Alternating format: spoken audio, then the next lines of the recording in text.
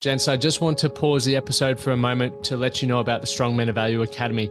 You will have heard me refer to it a number of times, and I want to bring more attention to it. So this isn't just a program, it's a life-changing environment and community of men who are focused on personal and professional growth. We're looking at areas of relationships, wealth, and health, things to help you thrive and maximize your life. Imagine having bi-monthly one-on-one coaching sessions with myself, weekly group coaching calls, and an incredible brotherhood of high achievers by your side.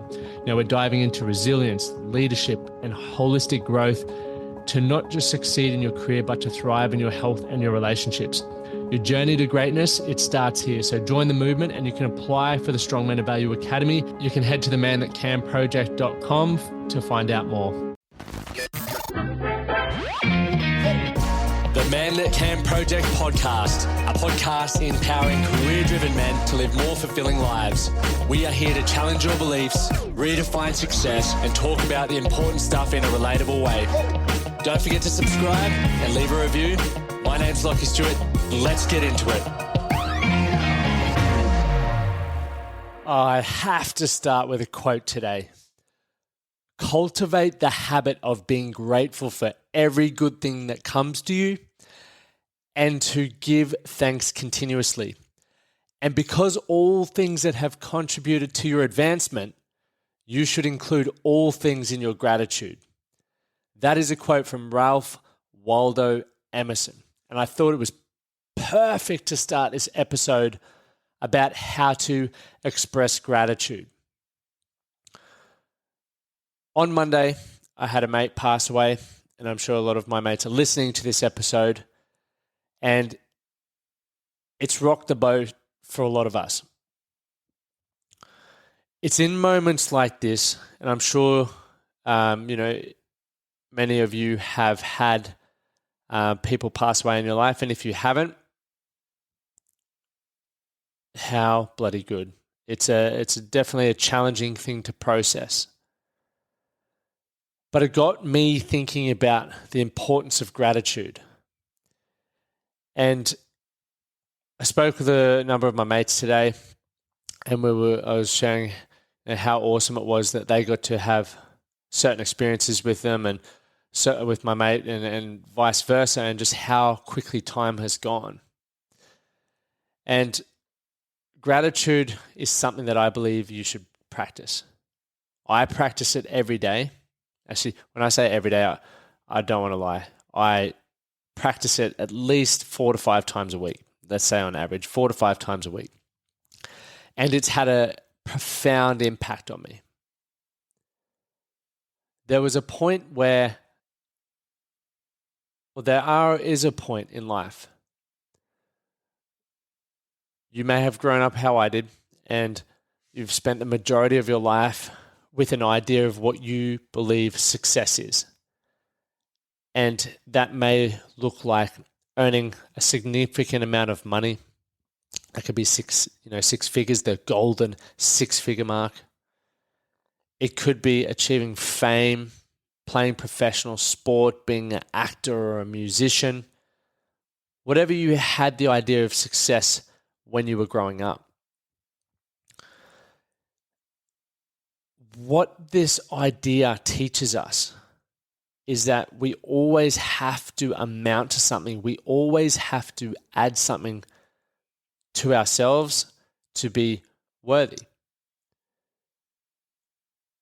And you may feel the same way that I do about this.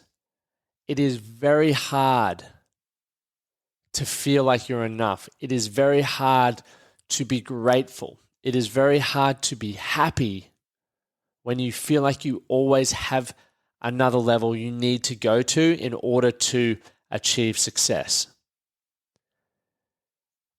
Like I said, I spent a long period of my life doing this. You'll have heard me speak about it on many podcasts before.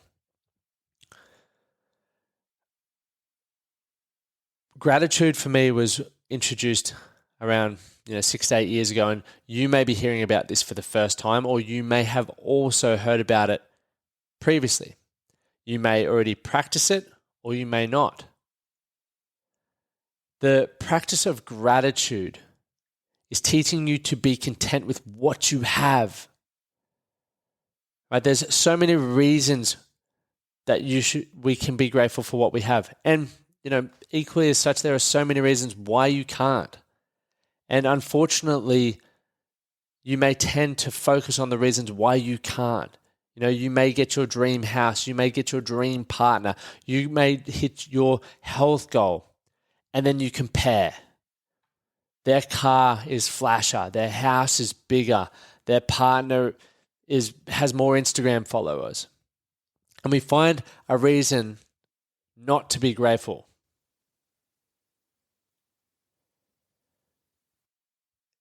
Gratitude is you practicing the quality of being thankful. And you need to build the muscle. So throughout this episode today, it's one thing that I'm grateful for to start the show is it's my wife's 32nd birthday today.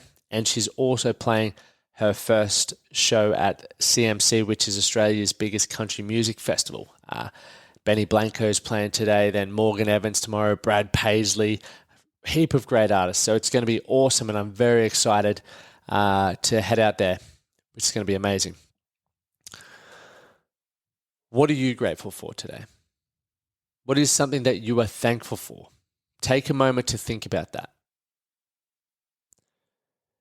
Gratitude, as I mentioned, has had a profound impact on me, and it is a reason why it is such a key part of our academy. Within the academy, it's part of the game plan, which encourages you to practice gratitude daily. Think about 3 things that you're grateful for. And as with anything, you can create a habit and you are more likely to feel fulfilled. You're going to feel happier if you are focused on the great things that you already have, that are already in your life. I'm reading a book at the moment by Bronnie Ware, and I've mentioned this a couple of times on the podcast because it's been very fucking awesome to read. And it's called The 5 Truths of the Dying. And if you got a keen eye for a book, get the book. It's phenomenal. And the 5 truths or 5 regrets? Can't remember off the top of my head. 5 regrets, sorry. But the 5 regrets are this. And once again, going back to a space of gratitude, I am all about being ambitious. I'm all about striving for more. But I also question what's the cost. And Bronnie Ware has been a palliative nurse for decades. And for those who don't know what a palliative nurse is someone who cares and support for someone pretty much on their deathbed, right? And when you're faced with death, and you're coming to the end of your days, it probably gives you a moment in time to think about what was really important, think about what you would change, and obviously, as the book's titled, what you regret. And the top 5 regrets I'm going to share with you. Number 1, I wish I'd had the courage to live a life true to myself, not the life others expected me to. This was the most common regrettable. When people realize that their life is almost over and they look back clearly on it, it is easy to see how many dreams that have gone unfulfilled. So where you're at in your life right now, what is a dream that you think about, you've aspired to have? It may be you want to work location free. It may be you want to work less. It may be that you want to spend more time with your family. It may be that you want to improve your sex life, whatever it is. It's very important to honor some of your dreams within your life. Don't just continue working 9 to 5 or whatever your current situation is at the expense of, living a life more true to who you are as an individual. Many of us have become so busy that you don't get the opportunity to think about who you are, to think about what you want to experience. Once again, it's one of the key things within our academy is getting you to think about what you want your life to look like And what are some of the things that you need to achieve, some things that you need to learn, some people that you need to have in your corner to make that happen? Our academy is full of literally some of the most incredible men that I am grateful to call mates and also bloody mentors. Some of them are CFOs, run big businesses, amazing dads, super healthy, live a laptop lifestyle. I get to pick all of their brains, and you could too. The second one is this. I wish I hadn't worked so hard. This came from every male patient that Bronnie nursed. They missed their children's youth, their partner's companionship. Women also spoke of the regret, but for men, and once again, you'd be listening to this now, thinking, fuck, you may have already missed your children's youth, or you may have just got a newborn. I know a couple of my mates are in that position and prioritizing getting to see their children grow up. So many of the men regretted spending so much of their lives on the treadmill of a work existence. So think about this, gents. And once again, talk about this all the time. And it's probably something that influences how I run my own business and how I run my own life is simplifying your lifestyle. Majority of my personal business is run online.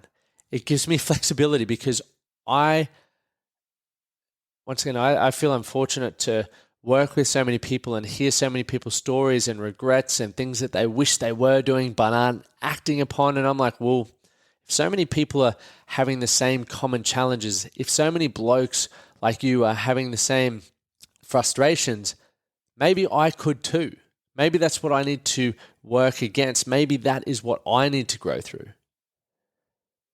So simplify your lifestyle. Make some conscious choices along the way. It is possible that you may not need the income that you think you need.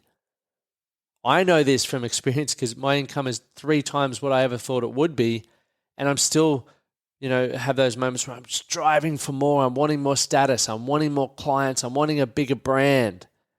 And then you read books like The 5 Regrets of the Dying and you're like, maybe I don't. Maybe I want to go surf more. Maybe I want to laugh more. Maybe I want to try and experience different things. Maybe you want to get fitter. It's up to you to think about. Number 3, I wish I had had the courage to express my feelings. It's a big one. Makes a lot of us blokes uncomfortable, doesn't it? Many people suppressed their feelings in order to keep peace with others. Do you do that? As a result, you may have settled for a mediocre existence and never become who you were truly capable of becoming. This is crazy. Many developed illness relating to bitterness and resentment that they carried as a result. You need to get your head around this, and I mean this in the nicest possible way. You cannot control the reactions of other people. If people react in a way that you're just like, what the fuck is going on? You don't want them in your life. There are too many people who react and want to belittle people. They want you to feel like you have the issue. If you have people like that in your life, rise above it. Change your network. Change the level of respect that you have for yourself. Right? You are allowed to express yourself. I think it's fucking important. We all get worried, and especially fucking now with cancel culture. It's insane. Absolutely insane. This one is a really important one, sort of tying off the back of what I was sharing earlier with the loss of our friend this week. I wish I had stayed in touch with my friends. Often you would probably not truly realize the full benefits of old friends until their dying weeks, and it's not always possible to track them down. I mentioned this on a podcast maybe 12 to 18 months ago. I pushed all of my mates away, a lot of my younger mates. My lifelong mates. And I realized that I felt empty because I was trying to build a life away from them, but we had so many memories, so much connection, and they really did add value to my life. And you may have people like that before, or you may have just become so caught up in your own life that you'd let go of some of the most important friendships over the years. Right? So everyone misses their friends when they're dying. Make sure you don't fall in that boat as well. And also, another quick tip: don't let a busy lifestyle be the reason why you let friendships go. Don't fucking do that. Number 5, the final one. I wish I had let myself be happier. What does that even mean? When I read that, I was like, what? It's a choice to be happy? Can't be right. Circumstances make that happen. But going back to what you always hear me say, we are here to take responsibility for your life. You are here, to take responsibility for your life. You have a choice to be happy. And this is what brings me back to this whole point of today's podcast. How to express gratitude for what you have right now, the people that you have in your life. I'm going to give you 2 simple things that you can do right now. And if you're driving, keep your hands on the wheel. Don't do it right now. Do it shortly. Number 1, practice gratitude daily. So think about right now, out loud. I want you to share one thing that you're grateful for. Out loud now. As I mentioned earlier, what I'm grateful for today. And do that daily, whether you're in the car, before you put on a podcast, you get out of bed and you're having your coffee, share one thing minimum that you are grateful for. This next one, it's an absolute belter, and I do it, I'd say about 4 times a year to 4 different people. Write a gratitude letter. Write someone a note that you care about deeply and share with them what you care about, what you are grateful for by having them in your life, or what you appreciate about them, and give them to a handwritten letter. It will make you feel amazing. Trust me on that one. Gents, I think it is very important, as you have heard me say on this podcast countless times, to express gratitude. We are focused on, in the Man That Can project, helping you do the inner work through mindfulness, helping you be the fittest and most strongest version of yourself physically through fitness, and helping you be fulfilled and happy in the now by practicing gratitude. There's 2 things I share with you today that you can take away from this podcast and implement. I would love to hear from you how it's implemented. You can message me on Instagram, or if you're in our free Facebook group, do that there. Or if you're a part of our academy, you've got my number. Hit me up. I look forward to seeing you guys there. Remember, if you got value from this episode, please share it on your socials. Leave a review. It means a lot, so more men like you can find this episode and gain value from it too. Do something today to be better for tomorrow. Cheers. Thank you for listening to the Man That Can Project podcast. My name is Lachie Stuart, and I hope you enjoyed this episode and found it helpful. If you did, please take a moment to rate and review the Man That Can Project on your favorite podcast platform. And don't forget to subscribe to stay up to date with our newest episodes. We'll see you again next time.